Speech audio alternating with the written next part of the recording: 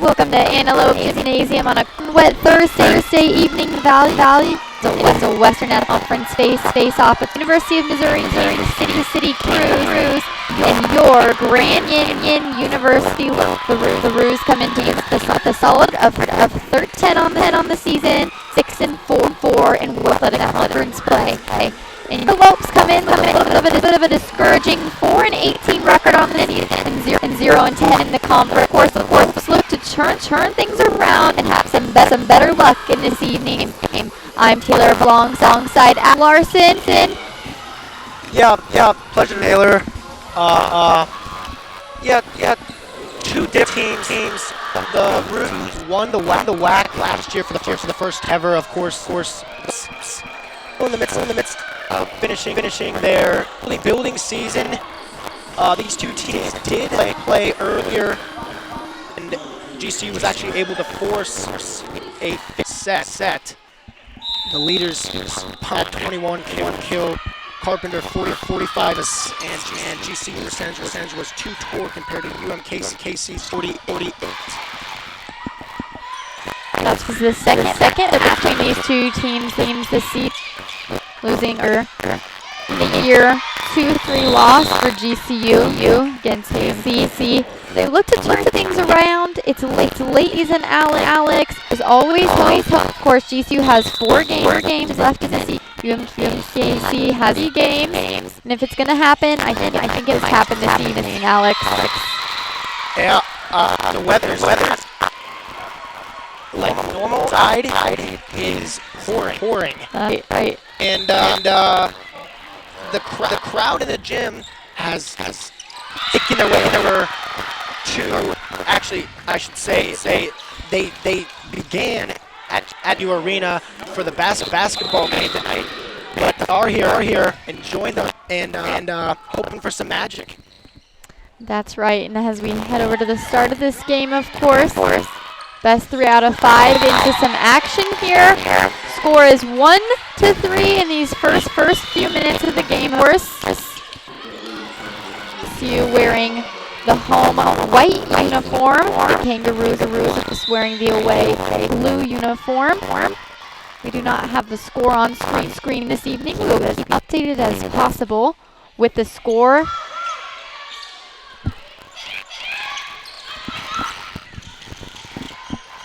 Big hit from number 11, Madison, sir. Out over to Randall Powers for keeping it alive. Out to Sanchez. Back over. Don't. Kaylin Ant is gonna have that one for UMKC. Number Devin Porter. Who's a UGA Georgia transfer. Good 24 matches last year. And she is in service aces at 20. Sarah Westerman serve there. As a senior, we haven't seen her get in a whole lot. She's kind of quiet. She does get in the game, makes potential opportunity and creates momentum. Good so far in this game, and early, of course, in this first. Chloe Jenkins with it right there. The Stone Rook. She's gonna get the point picked off early for Jew. She looked a little weary about that one, Alex. She got that one down. Just couldn't quite get under that wide power she had out there on the block. Chloe Jenkins with a serve.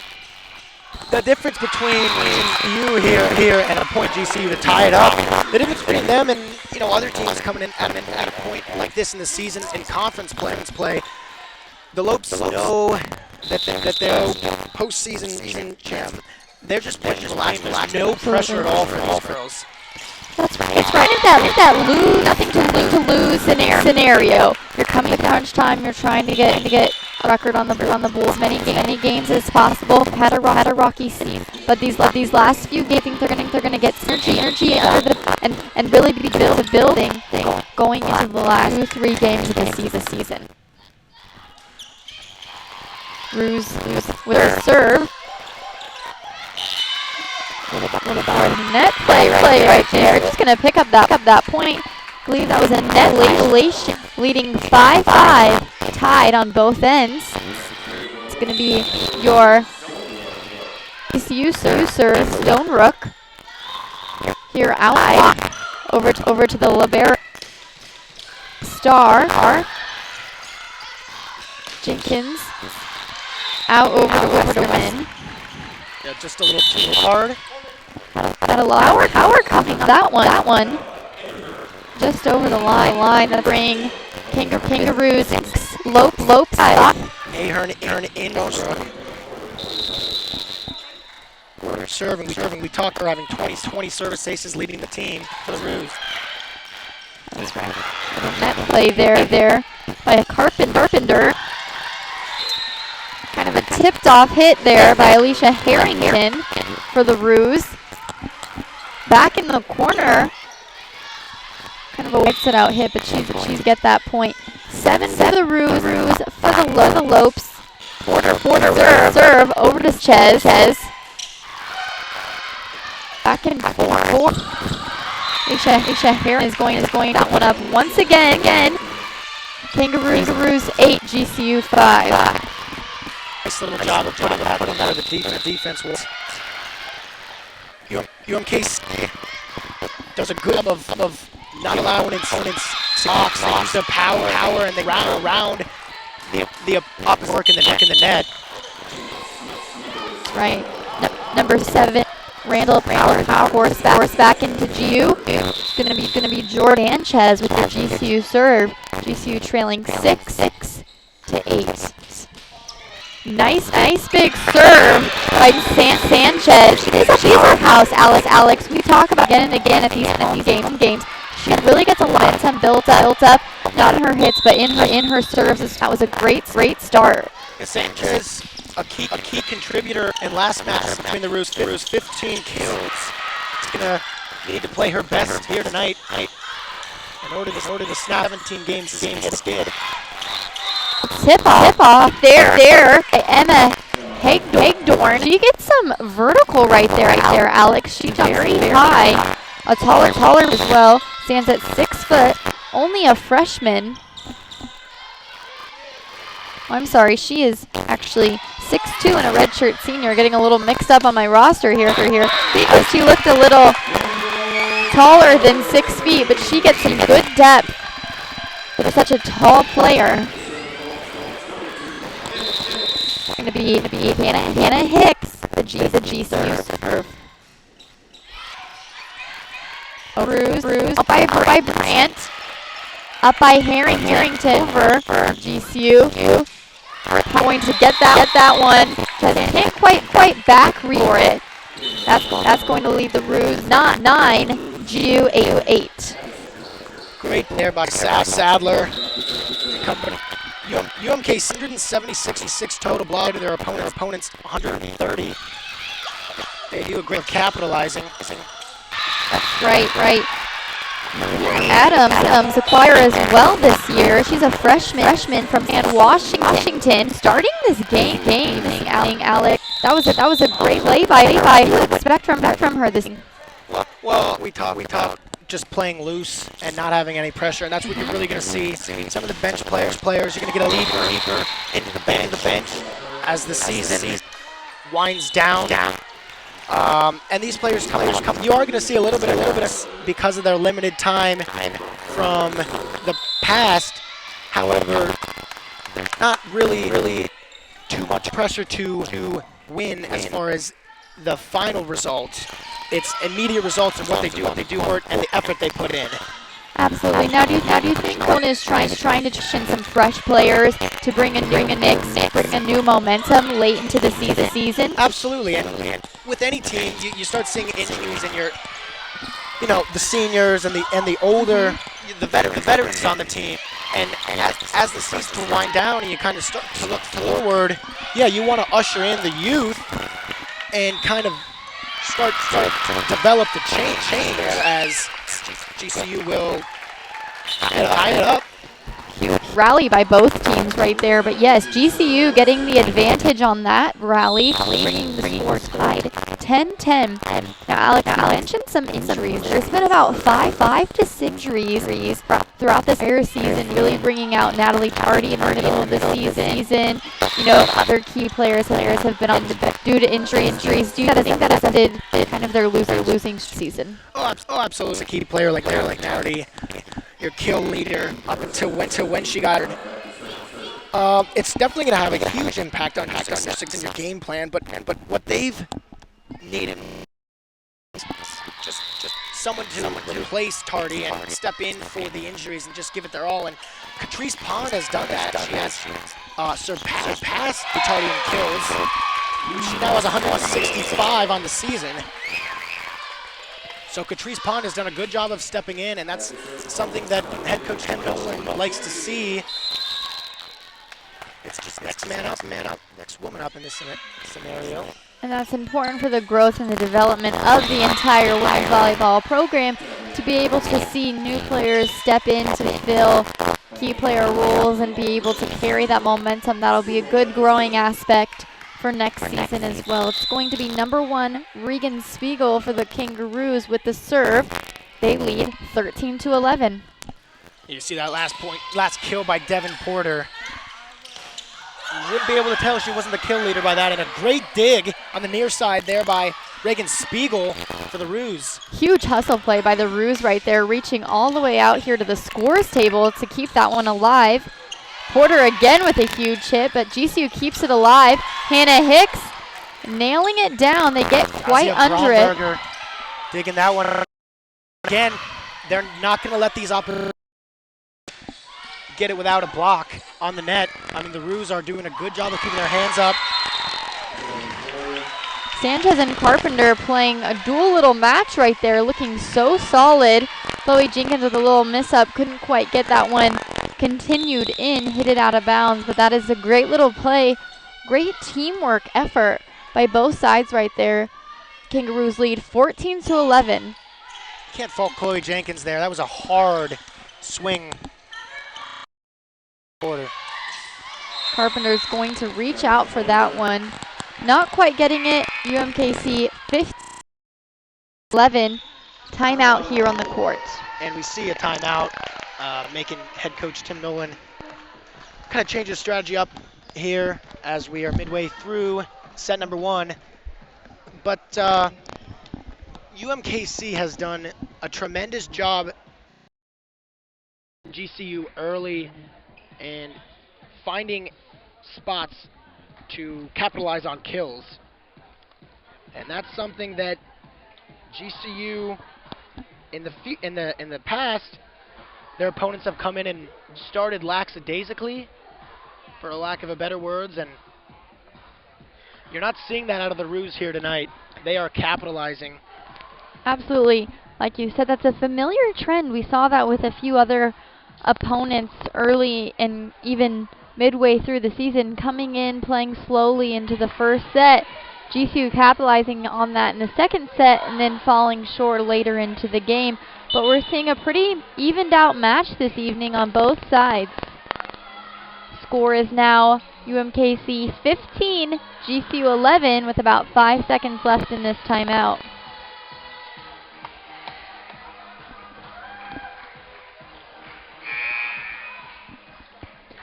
Coming back onto the court, it's going to be UMKC serve by number 1 Regan Spiegel again, freshman out of Savannah, Montana.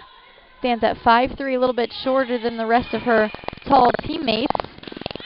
Huge hit by Jordan Sanchez on the left block. UMKC is going to battle back, but GCU picking up that big point. 12-15 now. Lee Stone-Rook with your GCU serve. And an interesting fact, the Roos are 2-7. And something that GCU's prided themselves on so far is the energy brought into this arena. And unfortunately, just timing is unfortunate, as the GCU men's basketball team tipping off at 7 against Adams State. All of this campus excited to see the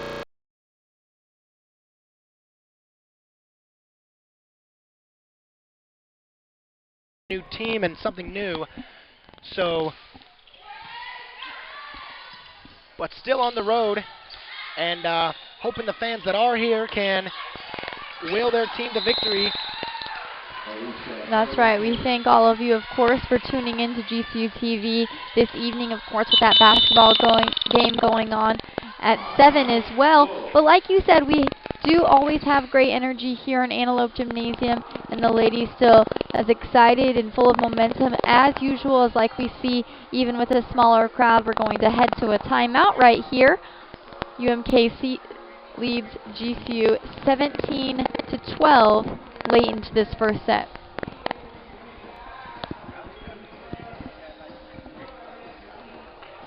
University of Missouri, Kansas City, coached by Christy Posey, who was named the head coach Valentine's Day in 2011. And since then, she is now the second place women's volleyball University of Missouri, Kansas City all-time wins on that board. Before that, UMKC had one winning season in 24 years. Of course, last year, the Roos winning their conference for the first time ever. And Christy Posey's done a great job of turning this program around. Now 13-10 this season, 6-4 in the WAC, looking to make a conference push. That's right, and they come into tonight's game ranked 4th in the conference, so still pretty high up there. That is right under Utah Valley, CSU Bakersfield, and New Mexico State leading the conference with a 10-1 conference record. Big point for UMKC right there, picking up their 18th point. Yeah, with the timeout, you knew you were going to see an aggressive strategy by head coach Tim Nolan trying to get that point. But we knew the Roos had a tough set up in the net blocking, and we saw it there. Sanchez with a big hit out over to Allison Harrington. They're going to pick that point up, 12-19. As we mentioned, UMKC ranked 4th in the conference, GCU 8th in the conference, right under Seattle U in Chicago State. Out to Hannah Hicks, a little tip over. Brandt out to Harrington. GCU point. That's going to bring GCU to 13, UMKC 19. Big block hitter Jordan Sanchez with your GCU serve.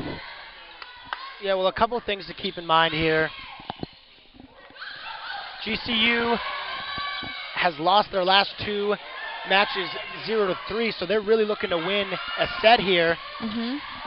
And on the flip side of that, UMKC coming off 2 3-1 wins, so they were able to handle Utah Valley and Seattle.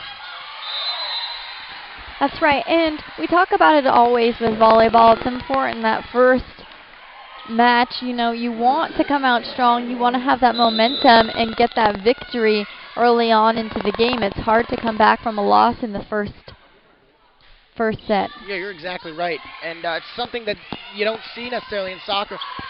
You could get out to an lackadaisical start and not give up any goals and not score any goals, but still have time. In volleyball, you don't get these sets back. You do not get these sets back. You have to win when you can. Little tip over by Alicia Harrington, picking up their 21st point. GCU playing very dynamically. You can see the movement on the court. The communication is a little bit more than we've seen in the past. Alex, what do you attribute the change in communication to? Well, when things don't work for you during the season, you're going to try and move on to things that do work. And communication is the key in every team sport to be successful, and especially out here in volleyball. Well, Sadler picking up that 22nd point for UMKC. GCU 13, of course, first team to 25. Best 3 out of 5. It's going to be number 9, Michaela Martinez, with the service error there, giving GCU a 14th point. And Maria is going to come back in, Maria Adams, that freshman that we spoke of who started, but it's going to be number 2, Hannah Hicks with the GCU serve. Over to Brandt, going to set it out to Porter. Hicks with that 6'2" size is the GCU blocks leader with 66. Serving right now, looking for an ace or two. Hannah Hicks serves so purposely. She isn't always the most powerful and has the most momentum, but she's very graceful and very poised with her hits. Unfortunately, just a little out on that one. UMKC picking up their 23rd point. 2 points to go to capitalize on this first set. GCU trying to battle back though, picking up their 16th point. UMKC 23, GCU 16. Lee Stonerook is going to come back in for the Lopes. And Heidi Carpenter with the serve. Yeah, you mentioned the leader in service aces is Porter. For the Roos, it is Randall's going to pick that point up. Battling back here late in that. We've seen GCU do that. We've seen them get a little bit of fire under their belt and be able to battle back late into a set. And that's what they're doing right here. Heidi Carpenter with the serve once again. Brandt with a little set over to Sadler. Chloe out to Stonerook, but it's going to be a net, or 4 touches, I believe, on UMKC. That is going to be GCU point, 18-23. Carpenter with the third serve here for GCU. Yeah, I meant to say earlier, couldn't find the stat. Carpenter, 27 service aces. Wow. Impressive stat. 7 more than the most for the Roos. For a freshman as well. We've seen her play a little bit more later into the season. I don't think she got as many minutes early on. But again, that had to do with Natalie Tardy coming out, a few other injuries coming out, and being able to rotate in some younger girls like you were speaking about. And she's really made her place on this GCU volleyball team. This is going to be set point here, 24-18. Yeah, you talk about the future. It's Heidi Carpenter in this GCU Lopes program. Tim Nolan said it. She is the foundation of building this program up. And that really isn't going to do it. They battled hard there. A little bit of power between Randall and Maria, but it isn't going to do it. It's going to be 25-18 to close out this first set here in Antelope Gymnasium. They're going to switch sides, and we're going to get going into a second set to see if the Lopes can battle back here this evening. Yeah, the Lopes doing a good job, but of course they ran into the blocks from UMKC, and it's tough to get it over the net when you got the Monsters blocking it for the Roos. But we'll toss it to a quick commercial break, and we'll be right back here from Antelope Gymnasium.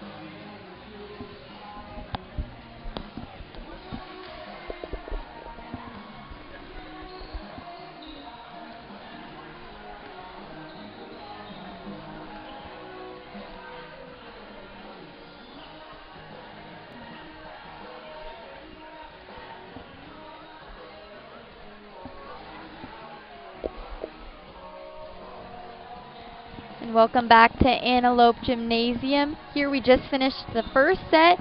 GCU dropping that one, but looking to regain some momentum here in a second set against the University of Missouri Kansas City Kangaroos. What do you hope to see in this second set, Alex? Well, as you heard, the GCU players heading to the bench after set number one, Tim Nolan telling his team there needs to be more consistency, and that is exactly what has haunted this Lopes team all season is consistency. They'll get a couple runs of points, but then they'll give up a larger run to the opposition, and that just won't cut it. Once you get these leads, you got to be able to hold them. But that will happen once they start to build their pedigree, and they have done that. Absolutely. It's been up and down all season. They play well one set and kind of drop it in the second set or back and forth.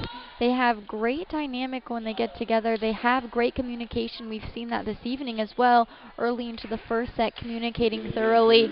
We'll see what happens in the second set. We hope to bring it back to the GCU side, and it's going to be a GCU serve from freshman Heidi Carpenter. Of course, the teams switched sides. Brianna Starr out there for UMKC.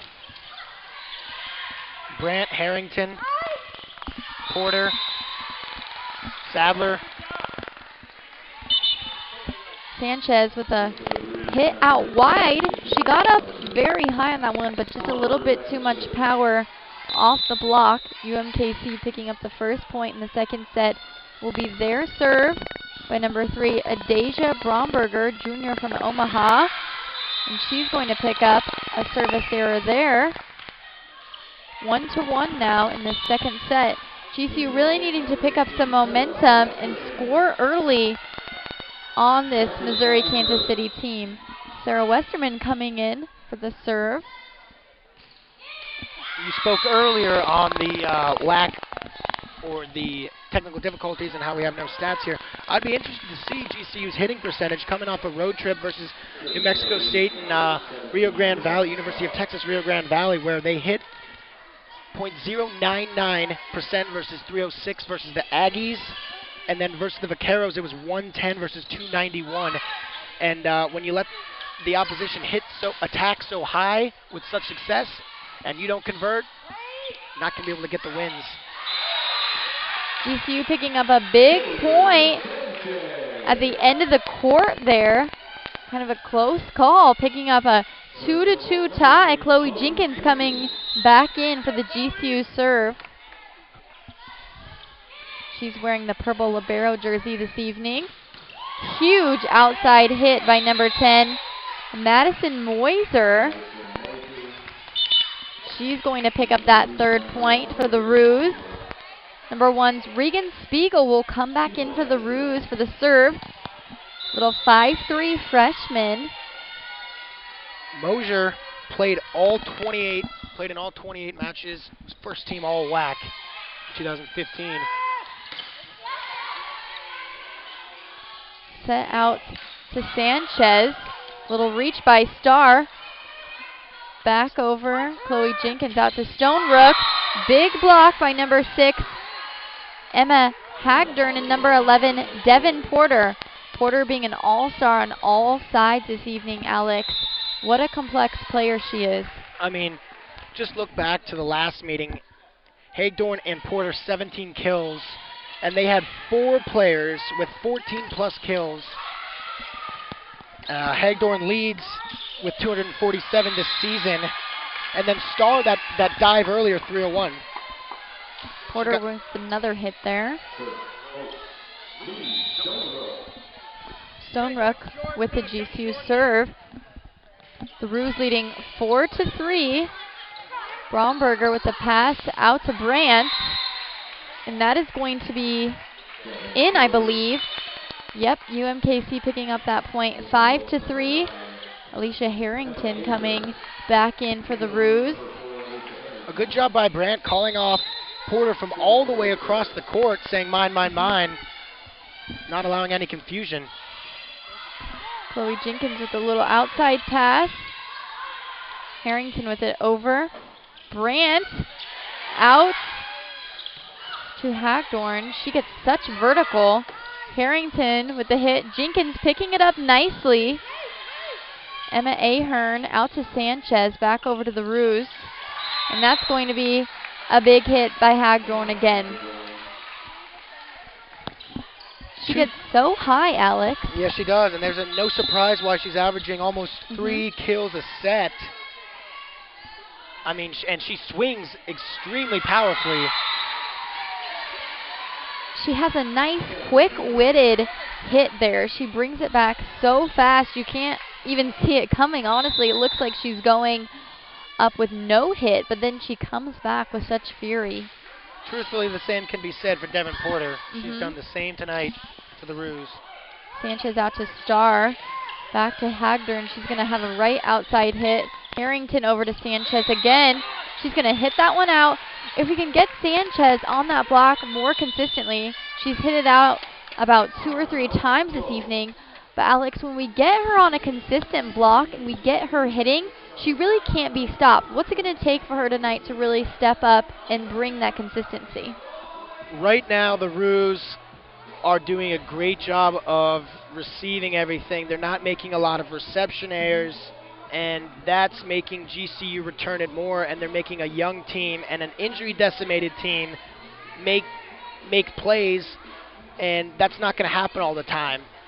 So Jordan Sanchez is just going to have to work point by point on a point-by-point basis and get a little help from her team as well. Down 8-3 here in set number 2. That's right. Jordan Sanchez has been a huge player for GCU all year. She's a junior from Huntington Beach, California. Had a big year last year as a sophomore. Appeared in 90 sets and 27 matches. Finished second on the Lopes, 234.5 points. And led GCU with 20 aces. She brings a lot of confidence out onto the court. We love to see that this evening and have her pick up the rest of the team for a GCU victory.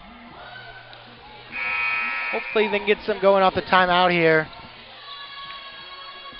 Ending this timeout, it's going to be your number 11, Devin Porter for UMKC with the serve.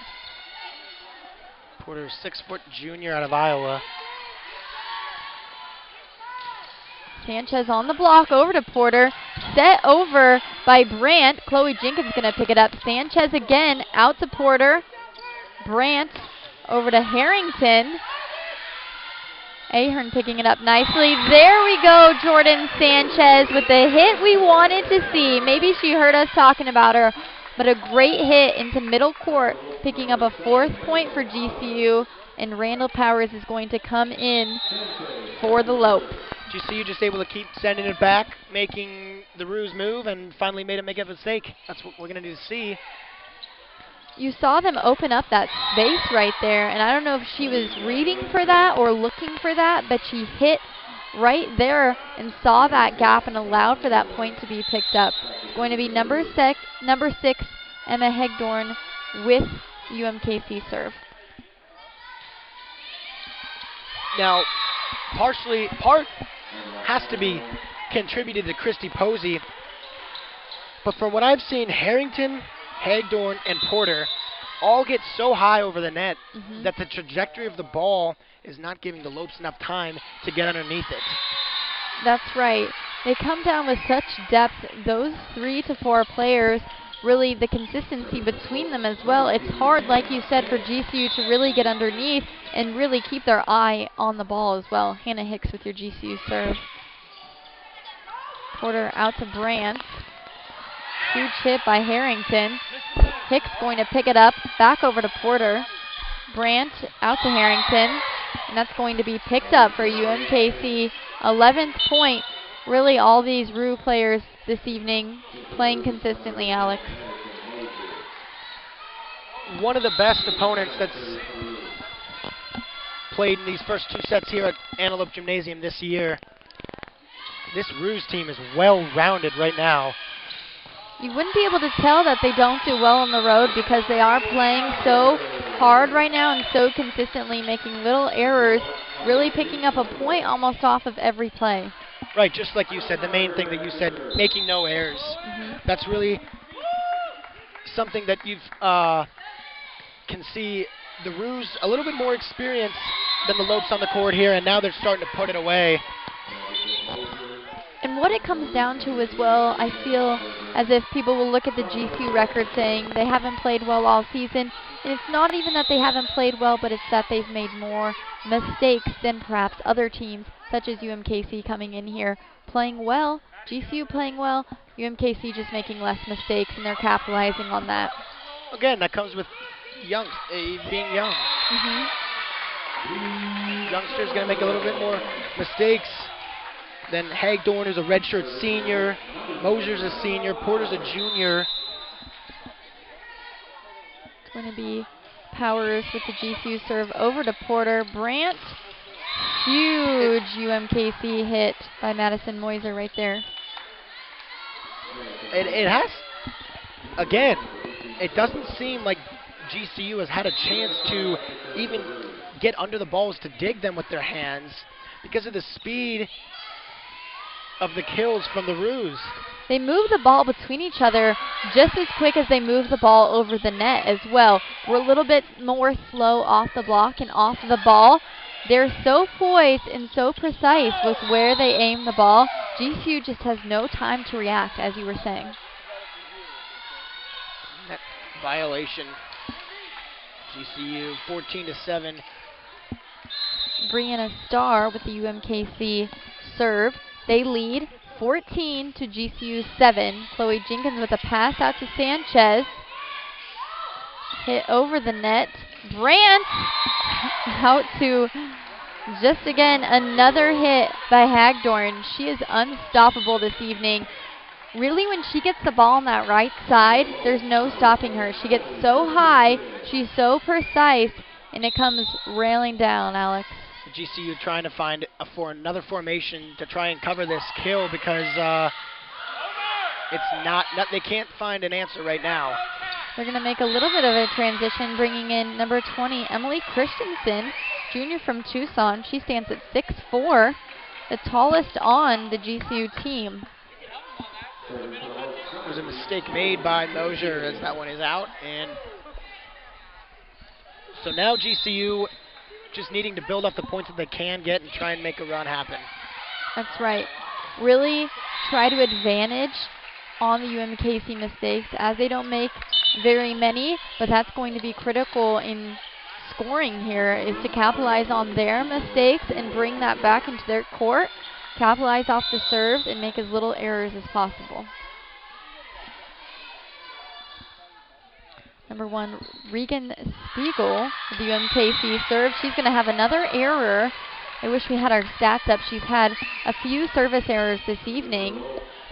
Getting a score off of that one. GCU 9, UMKC 16 here in the middle of the second set.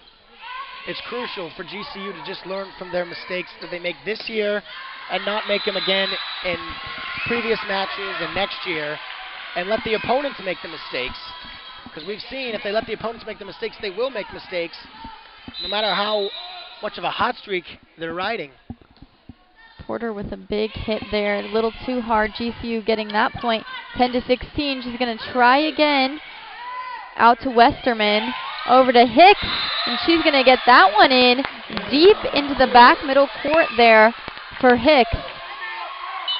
She brings a lot of consistency too. She can be a little bit more of a timid player out on the floor, and sometimes I feel when she gets the ball she isn't quite as confident as the other girls, but she really should bring some confidence because she plays well. She makes little mistakes.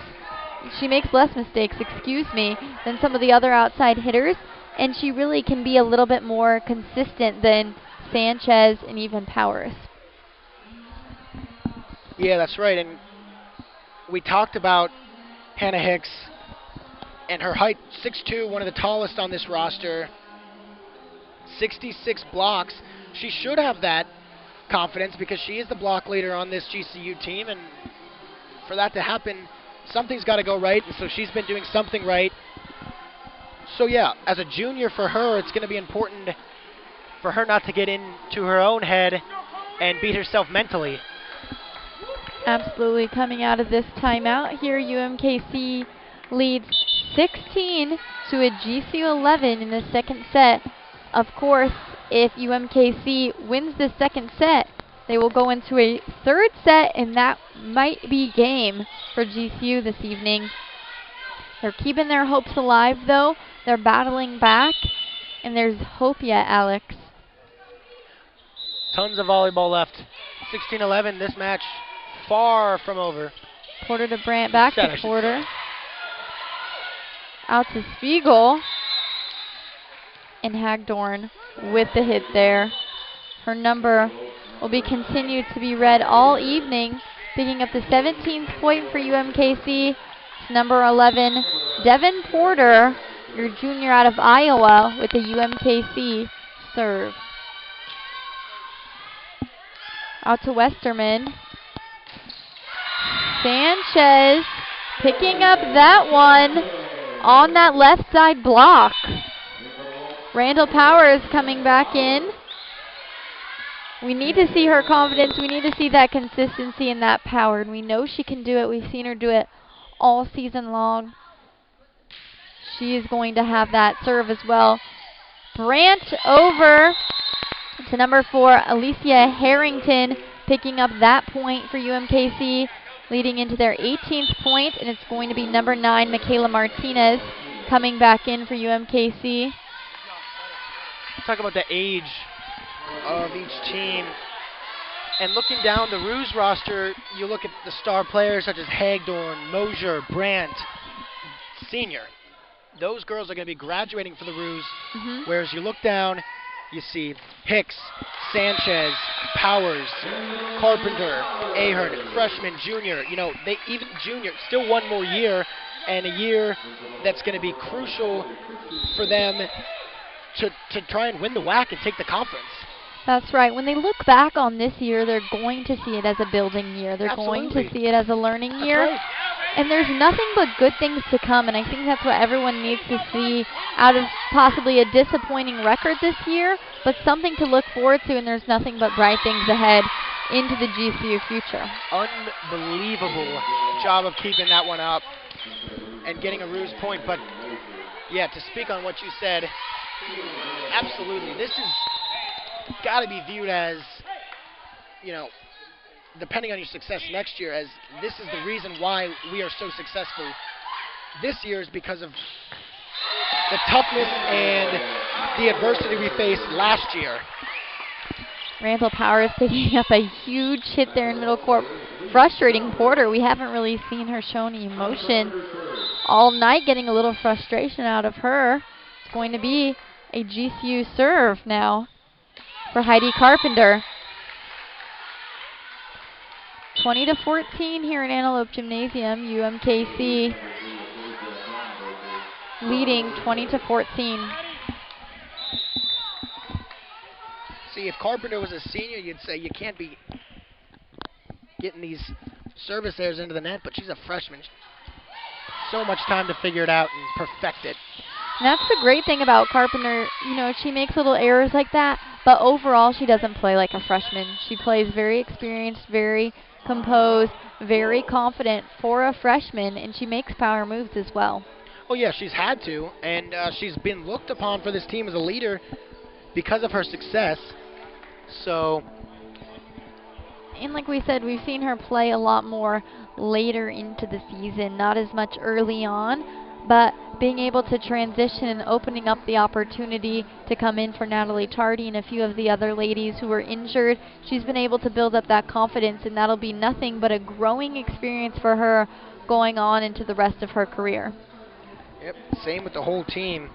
I mean, this is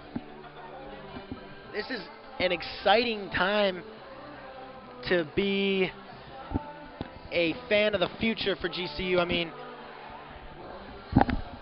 the ban from the postseason, of course, running out here, and so next season, that's going to be, the WAC is going to be wide open. And who's to say that the Lopes can't come in and shock some people, because we've watched for the whole season how much talent they've had, and in my opinion, in watching them all season, there hasn't been, save one game, that they have been completely overwhelmed by the opponent. They've held their ground, and they've played up to the level of their opponents, just making a couple more errors, and that's the reason why they don't have the necessarily favorable record. UMKC with the serve. Carpenter out to Stonebrook, who's going to make an appearance back into the game. Porter out. Jenkins picking that one up. Set out to Randall Powers on the right side, hitting it down mid-court, picking up a late 15th point. UMKC 21, GCU 15, and it'll be Randall Powers with your GCU serve. Brandt and Moisier picking up a little double back there. GCU with a volley back over, picking up a point. Little 2-point run, 16-21 now. Powers with the GCU serve once again. Just keep shrinking the deficit. Brandt set out again. Some fancy footwork by number 10, Madison Moisier. Haven't really seen her come with that momentum and that movement. She gets a lot of space on those hits, and when she gets on those ups. Yeah, she just keeps flying in, trying to get that kill. Brandt out here in the middle. Carpenter over to Christensen. She's going to get excited off of that one. 18th point, like you said, just shrinking this little deficit here. A little back work by GCU, battling back, not letting the second set go, Alex. Yeah, that's exactly how you make the opponents come to the opposition, or the heirs come to the opposition, I should say. Just keep playing buttoned up and getting a couple points. And especially when you trail, to see a lead like that dissipate, if you are leading, you start to panic a little bit. And when you start to panic, you start to think. And when you start to think, you start to make errors. Absolutely, and of course we mentioned a little bit of a smaller crowd in the Antelope Gymnasium this evening due to the fact of the men's basketball game kicking off against Adams State in an exhibition game for basketball. Some other sports coming up this week, of course, is the Women's Tennis GCU Invitational. It'll be the first ever on-campus tennis tournament held by GCU in the brand new tennis facilities. That'll be November 4th, 5th, and 6th, so be sure to check that out. We won't have streamed coverage, but if you can come in person, we'd love to have some weekend fan support for the tennis teams. And of course, we anticipate the weather to be much better, because you can't play tennis in weather like is currently going on. Outside, yeah. So don't worry about that. A little bit of a surprising rain this evening, kind of out of nowhere. Well, hey, I mean, we're in Arizona. That's true.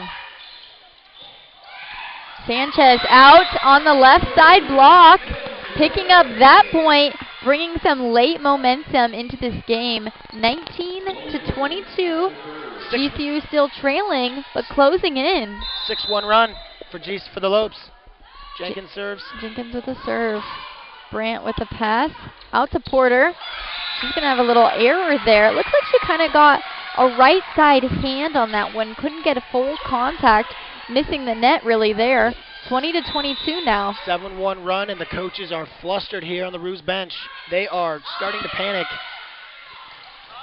And a huge hit there by Hagdorn on the right side. You almost don't even see her make a contact with the ball, Alex. Before you know it, she's up, and then the ball's on the ground. Where does that speed come from? Good job of the assister and the girl setting for the Roos of getting it up in the air and allowing time for her to come and get as much power as she needs to get into the ball. Little backwards pass by Hagdorn there. Very dynamic player. Starr out to Brandt, out to Porter. Missing Jenkins there. They're going to come to set point here, 24-20 in the second set. This is crucial time here, Alex. GCU needs to score to stop the second set victory. Literally a sigh of relief from the UMKC coaches next to us. But GCU, I mean, they're threatening. They're scaring the Roos right now. And that is going to do it. UMKC is going to pick up that second set victory. Little mistake on GCU's side. They'll come back in the third set hoping to make some changes, hoping to see a different GCU team. After the second set, we have a 10-minute break here in Antelope Gymnasium. I'll tell you what, that is exactly what UMKC has seen before, because they forced a fifth set against them already. So don't expect this one to be over just yet as the Lopes continue to fight. I love the way they finished that set. Loved it. If they can come out in the third set playing like that, they can really keep the Roos on their heels, I should say, and see a repeat of what we saw in Kansas City. And that's right. We tend to see GCU come out late as well. We've seen them play well in this first and second set, making a few mistakes, but of course we see them being real powerhouses in the third set, of course, forcing a fourth and fifth set against them last time they met up.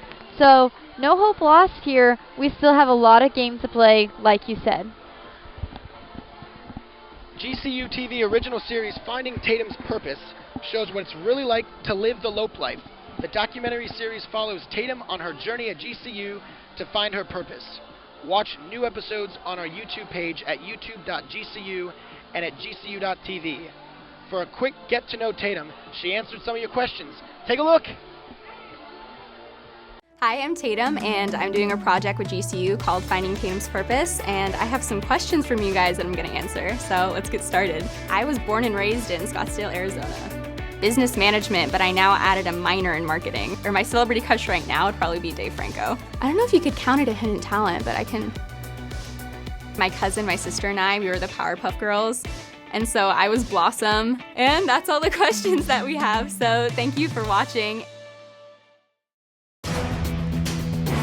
Having Casey Rarick and August Touchard back, it was tough losing them last year, and they're a special part of what we do, and they've done a really good job of putting themselves in a position to be back on the floor this year. So we're counting on them and just their experience and their competitiveness, and I'm excited about their year that they have back since they had a year off. Jess has done a great job, through her career here. Last year, she lost two of her court mates with August and Casey being out, and so she's kind of that lone survivor for a while in the perimeter. Teams knew that they could hone in on her and really try to lock her down and really shut down her perimeter, but she battled through that and just competed game in and game out and did a terrific job, especially with not having a lot of shooters on the floor. Alex Bloom came on late in the season to really help out in that, and she did a really good job. But Jess really now has a strong supporting cast, and we have a lot of weapons on the floor, so Jess isn't the only one, and so it's kind of nice. It takes a little pressure off her. There's been a lot of just staff changes with our strength and conditioning coach, with our athletic trainer, with our director of basketball operations, and then of course just coaching staff. Crystal was playing this summer for the WNBA and the Seattle Storm, and so thankful that she had that opportunity, and then just bringing that wealth of knowledge and experience back to our program is huge. Thankful again for her experiences, and also thankful that she's back. Corey Cole had been with us for me for about 8 years, and so he got a new head coaching job on the men's side back at his alma mater. So excited for him in that. But to bring in John Markham has been a huge get for us. He's a fierce recruiter, well known in the country, doing a great job internationally as well. And so fortunate to have him on staff, and he's done a great job helping some key elements of our program get better. We're expecting special things this year. We're expecting to win a conference championship. That's our ultimate goal, and that's something that we feel like we're not far behind in that, especially with just the additions that we have this year. And every team recruits. We know that, but at the same time, we just feel like we have a great chance at what we're wanting to do. And so if we continue the trend of jumping 2 spots from where we're picked, 3-1 is hopefully that's our calling card this year.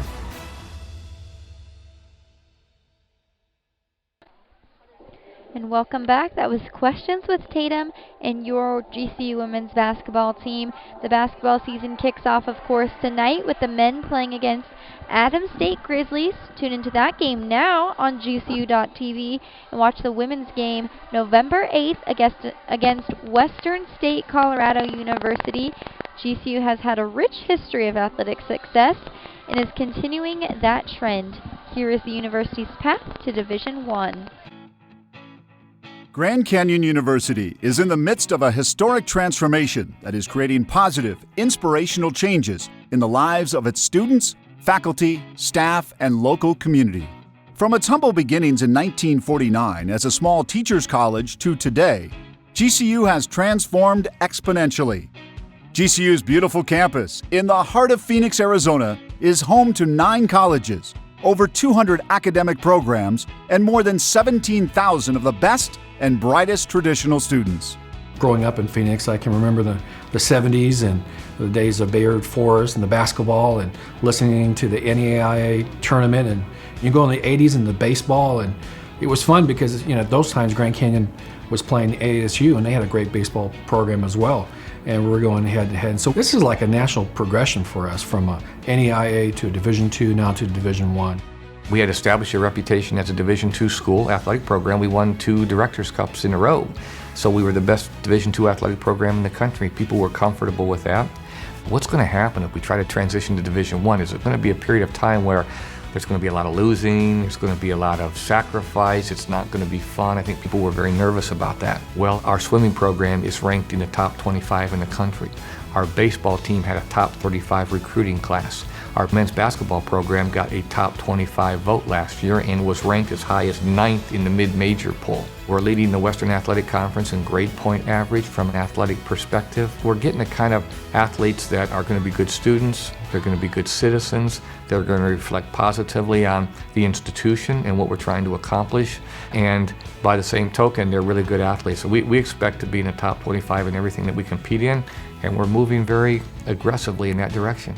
We want to be top 25 in everything we do, from fan experience, academic support for our student athletes, and also winning championships on the court and on the field. Becoming a top 25 school in everything we do gives us a national platform to tell our GCU story, which is special, which will never be told again. My freshman year, it was our last year D2, we were the monsoon section, and it was truly just a few guys painted up, shirtless, going crazy in one little section of the arena. I think we had 165 spots for kids to sign up, and now through my senior year and going on to next year where they're going to have 1,500 spots with 2,500 student tickets selling out all the games. It's pretty incredible to see the growth in numbers alone, but also again just how the Havocs have really infiltrated the community of the school as well as the community surrounding GCU. This is an area where there's been some challenges, an area of opportunity. And this university, instead of putting up walls around the neighborhood, has decided to embrace the neighborhood, and you are making a huge difference in the lives of families and children, the next generation, and I'm so proud of the students for having embraced that core mission of this university. There's always been a connection with GCU and the community, and a lot of things that GCU had put in place, the Learning Lounge, all the community service activities that have been done, there was already a connection there. So I think the athletics piece is really the icing on the cake. It's just the family-friendly fun that brings the community onto campus and really gets us together to cheer on a university that we all have already bought into. Grand Canyon University is a partner. It is a stakeholder. Something special is happening when you get thousands of students in neighborhoods working with organizations to repair homes. It's just about doing the right thing and paying it forward. That kind of thing is really helping to move West Phoenix in a very, very positive direction. The GCU athletics community, they have been part of serving in the Dream Center, all kinds of nonprofit work. But what I remember most recently was a huge number of the students went out for Canyon Cares for Christmas.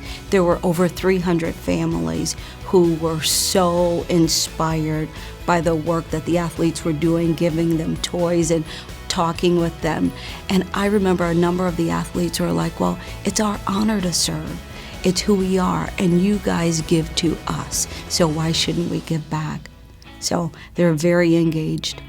As far as facilities for the athletes, state-of-the-art practice facilities and arenas and support that they won't see anywhere else like we have here. And it's part of being a growing university and a program that's just starting at the Division I level, but it's been successful for a long time. So although we're just starting, it's not like we're starting from day one. This transition process from Division II to Division I in particular provided the university with an even greater opportunity to engage the entire GCU community in its athletics program by welcoming broad, collaborative participation. GCU students, faculty, and staff, along with student athletes and members of the GCU Athletic Department, all worked together to complete a comprehensive self-study that was submitted to the NCAA in May 2016. The self-study helps ensure that GCU is ready to hit the ground running when it's ready to begin competing as a full Division I member, eligible for postseason play beginning in the fall of 2017. On the field and court, much work has been completed as well. The university has made a significant investment in its athletics facilities, including the GCU Performance Center, a 50,000 square foot training and performance facility available to GCU athletes, as well as its overall student body. The GCU Golf Course, a beautiful 110-acre parkland course that features a completely renovated course with new tees, bunkers, greens, and practice facilities, as well as a brand new clubhouse with a pro shop and the Lope House restaurant.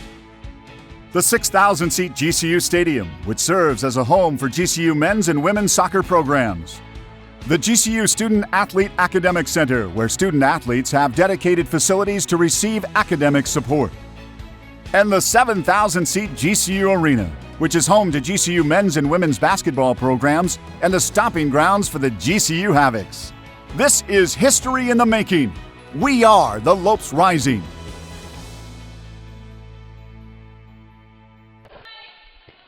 And welcome back to the action here in Antelope Gymnasium. Just getting started here.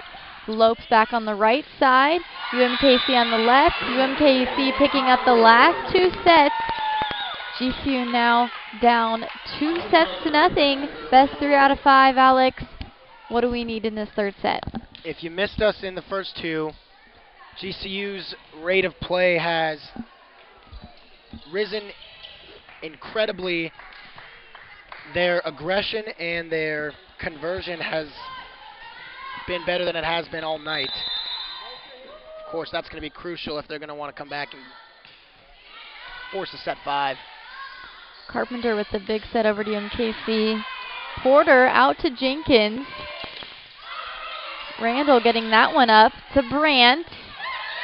Out and in by Madison Moisier. Huge player all night long, picking up that second point in this third set this evening. 2-1. It's just going to be important not to panic. That's right. Keeping some composure, keeping some confidence out onto this GCU side is really going to be important if picking up this third set. Well, really, it's going to come down to, does GCU treat this like a die or live scenario? Because if they do that, then they're gonna pressure and they're gonna make some errors because they're nervous. But if they just treat it like any other set, just coming out and starting, they'll do fine. Lee Stonerook picking up that point for GCU. It's now 2-3. Randall Powers is going to have the GCU serve. Brandt with the set. Out to big hitter number 11, Devin Porter, hands down. Down before I even see it. Man, that was, excuse me, I'm sorry. Devin Porter is overwhelming right now. Her strength, she's able to get a great job springing up under the ball and swinging with her arm. Like you said, she has so much power underneath her. She really just comes out guns a-blazing, bringing that one down. It's now 5-2 early on, forcing a timeout here for GCU and Coach Tim Nolan. You can see he's getting a little frustrated. UMKC picking up some fast and early points. Not what the Lopes wanted in this third set. No, not at all what the Lopes wanted, and I don't think they wanted this timeout necessarily at this point either, because now you're just basically showing the girls that, hey, we're a little bit nervous right now, and there's just a little bit more to think about now, and they might start to press once they get back out there, and if they do that, this third set is just going to be blown away by the Roos. They really need one big power play to gain some momentum right now. That's really what will do it for them, is they get confidence quickly.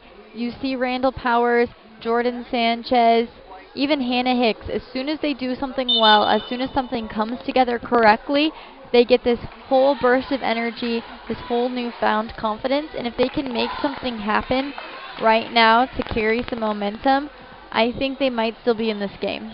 With the emotions the Lopes are playing at, simply by grabbing a lead, getting 3 points, then 4, making it 6-5, getting a lead, I think they'll be able to hold on if they can get a lead here in this third set. Absolutely, Brianna Starr for UMKC with the serve.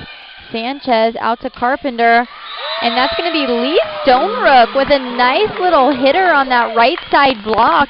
Haven't seen a lot of power moves from her this game, but she's coming in late and making something happen just as we wanted. Chloe Jenkins picking up the GCU serve now. So you draw it up right off the timeout. Sometimes it doesn't work like that. That time it did. That one's going to hit Sarah Westerman just a little bit dull on that one. Can't really make anything happen. UMKC picking up a 6th point. GCU now at 3. Westerman leads this Lopes team. 22 reception errors. That one is out. GCU capitalizing on those mistakes right there, picking up 4 points. UMKC 6. Lee Stonerook now with your GCU serve. Just keep cutting the deficit. Starr to Brandt. Porter is going to make a little error right there, and GCU is going to pick that one up. 5-6. We haven't seen Porter make many errors this evening. We talk about her consistency and her confidence. It's a little bit of a rare misstep for her. Lee Stonerook with the serve once again. Brandt out to Porter for a second time. Easy and over. Sanchez, Carpenter, Hannah Hicks. Over to Brandt. Back to Porter. Sanchez picking that one up. Sanchez, little softy. Back to Brandt. Hagdorn with that one. Picking up that 7th point. Carpenter laying back on the power moves right there. What do you think her game plan is? Why she's changing up those hits? Well, she's just, especially down 0-2, just trying to try other things out and see what's going to be successful for her as she continues to move forward. Hagdorn, middle hit again, picking up a 2nd point there in a row. 8-5. GCU trailing UMKC here in Antelope Gymnasium. Third set, Devin Porter with your UMKC serve. Westerman to Carpenter, out to Hicks. Gonna get a little caught up in the net there. We see her play timidly. Alex, what is it gonna take for Hannah Hicks to get a little bit more confident out on that contact? Just trust. Get a little bit higher on the ball and use your height as an advantage. I don't think she jumps necessarily as high as she can, or at least I didn't see it there. Just get a little more height. Absolutely, and to see her recover a little bit more, she seems a little late off the ball sometimes, and it's going to be a surprising entrance by number 14, Gracie Diamond. She was out earlier in the season, but is making an appearance in this evening's game. She's a power hitter as well on that block. Just trying to show an extra look, something new that the Roos haven't seen yet tonight, and maybe see if she can get a couple points in a row on some kills for the Lopes. Porter with the UMKC serve. Chloe Jenkins picking up the pass. Carpenter out to Sanchez. Carpenter with a little miss contact. Great hustle by Jenkins and Sanchez out here by the scorer's table. Hustling for those loose balls is important, of course. Anything to keep the game alive at this point. 12-5, UMKC leads 2-0. If the GCU girls have any nerves right now, let go of those nerves. Just play volleyball, do what you know how to do, and just let the rest come. You got the talent. See if you can put a couple minutes of airless volleyball out there and win set number 3 here. That's right, and we do want to see them have that talent. We've seen it all season long, that they do have the ability, they do have the potential. It's just bringing that out, giving them some more confidence. And again, we emphasize the future and what that means for this team and how they will continue to build and continue to grow.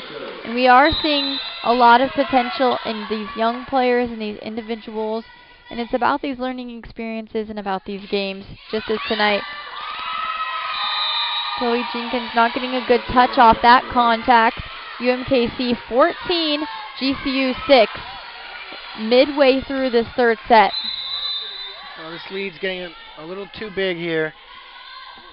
No lead, or no deficit, of course, is comfortable, but you don't want to see this one stretch to double digits. Not going to. GCU. Oh, man. They gave the point. They took him away from GCU and gave him to the Roos. Forcing a timeout. Yeah, well, that's too bad. That would have been a nice little point there to stop the run and make it a 7 lead, but just inches off. Of course, GCU women's volleyball will be back right here in Antelope Gymnasium this Saturday, November 5th, 1 o'clock game, little afternoon game. They'll face off against Chicago State, another Western Athletic Conference team. They actually are right under Chicago State in WAC volleyball standings. Chicago only 1-9 on the conference play and 3-22 in overall play. So it'll be a good little matchup for GCU there. I think if they can make anything potentially happen out of a victory in conference play, it will be against Chicago State on Saturday. Of course, you can catch all of that coverage right here at GCU TV. Chicago State only win in the WAC coming last time they played GCU, 3-2. I think they were able to force a 5th set in that one and actually come back and beat GCU there. UMKC's Madison Mosier with the UMKC serve. And that is out. Service error there for UMKC, picking up a 7th point for GCU. Number 20, Emily Christensen, alongside Kayla Redfield coming into the game. Kayla Redfield, a freshman out of Highland, California, making her first appearance in tonight's game. Little touch and go by Christensen and Powers there. Back over to UMKC. Ahern picking up the nice pass. Set up by Carpenter.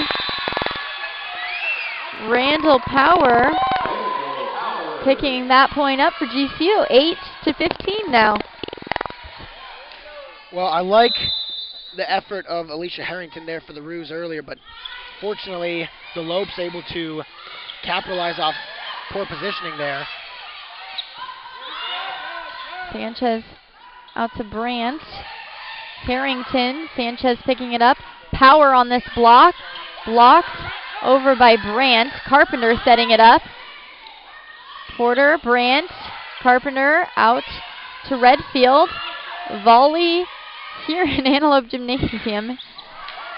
Harrington gonna try for that one, but it's gonna be UMKC point. 16, GCU 8. Gracie Diamond making an appearance back in the game. You know, that's coming so hard. It's tough to get a block down and on the opponent's side of the net and not get a ricochet off your hands. Kaylin Brandt with UMKC serve. Nice little move there by Heidi Carpenter. We saw her try that early on in the first set. Didn't quite work for her there. They picked it off, but couldn't see that one coming. She's going to get a 9th point off in the third set for GCU, and she's going to pick up the serve as well. Yeah, watching over there before that set off the timeout, talking to Carpenter about that play right there, and the reaction as soon as she made it by Jay Van Vark made me think that they had that play planned and they were planning on doing that. But big smile on their faces after that one. She has a lot of volleyball IQ for a freshman as well. She plays more confidently than even some of the older girls do, and it's plays like that that give her confidence, that give her momentum to play as strong as she does. Mosier and Sadler able to get that one, block it onto the GCU side. So 17-10. Bromberger for UMKC with the serve. Power. Christensen there picking up a nice little mid-court point. 11-17. She's looking happy about that one. Seems like she pulled up just a little bit on that one in order to find the spot she needed to be. Brandt with a huge back set out to Moisier, who has gotten that one consistently again and again from that right side block on both sides in both sets as well. 18th point for UMKC, 11 for GCU. It'll be UMKC's Brianna Starr with the serve. Sanchez getting an early pass. Carpenter back to Stonebrook. Stonebrook with the pass. Carpenter setting it up for Sanchez. Brandt picking it up. Back to Moisier. She's going to pick up that point. She has a good IQ of the speed and density of where that ball is going and the placement of the ball on the court. Picking up a 19th point there. She ranks 4th all-time in assists at UMKC. Christensen trying for that one. Got a little caught up in the net there. Would have been nifty. Didn't quite get it. 20 points now for UMKC, 11 for GCU. UMKC's Brianna Starr again with the serve. Sanchez passing it out to Carpenter. Back in court for Stonebrook. Out to Starr. Brandt out to Porter. Jenkins keeping it alive. Starr keeping it alive. But that is going to be number 10, Madison Moisier, with that big hit deep into the backcourt, Alex. Seen it all night from her. Seen it all night from pretty much the usual suspects from the Roos. And, well, I don't think I remember such an overwhelming match here so far. UMKC's looked very good, and they've looked good all night. Stonebrook picking up that point. Hit it out on the right block to Brandt. She got a little dual set there. That'll be a 12th point for GCU, keeping this game alive. 21-12. Chloe Jenkins with the GCU serve. Making one of the all-time leaders look silly. And out to Moisier. She cannot be stopped, Alex. Madison Mosier, a senior, they're going to miss her. They're going to miss her. Next year are the Roos. So much power. Power that we've yet to see from any team or any university yet from any one of their players. Constructive power as well. It's not overwhelming. It's literally, she hits it so dynamically and so consistently.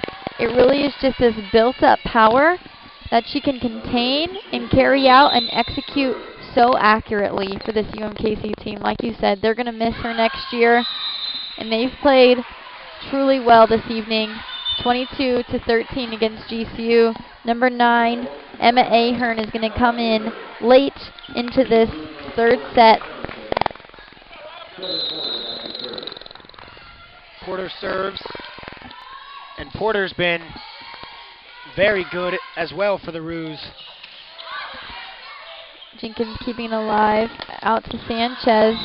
That's going to be pretty far out for her. She got where she wanted to be, but it looked like she wobbled a little on her back hit, not getting a good stationary position, causing that one to have a little bit more power than she had nearly anticipated. Staying alive there as the match point is into the net. It's going to be Jordan Sanchez with this serve. They have to make up 10 points here, Alex, to keep it alive.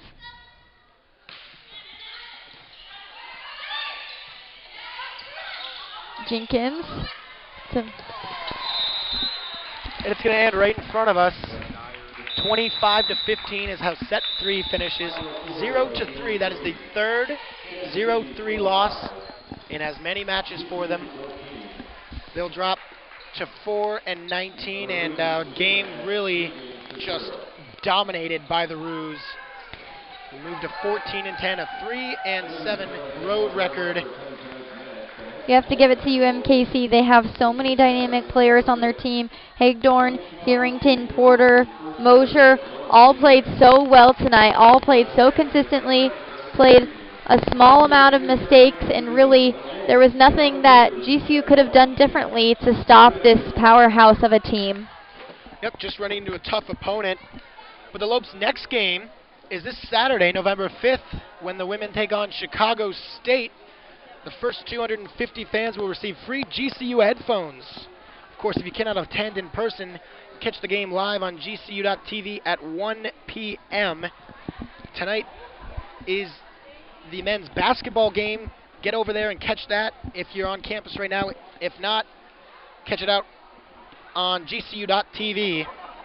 And of course, we thank you so much for tuning in to all of our live action right here at GCU.TV. Thanks for watching this evening. Don't forget to follow us on Twitter, Facebook, and Instagram. And of course, subscribe to our YouTube channel at youtube.com/GCU. We'll see you right back here in Antelope Gymnasium, Saturday, 1 p.m. I've been Taylor Bond alongside Alex Larson. Have a great night and go Lopes.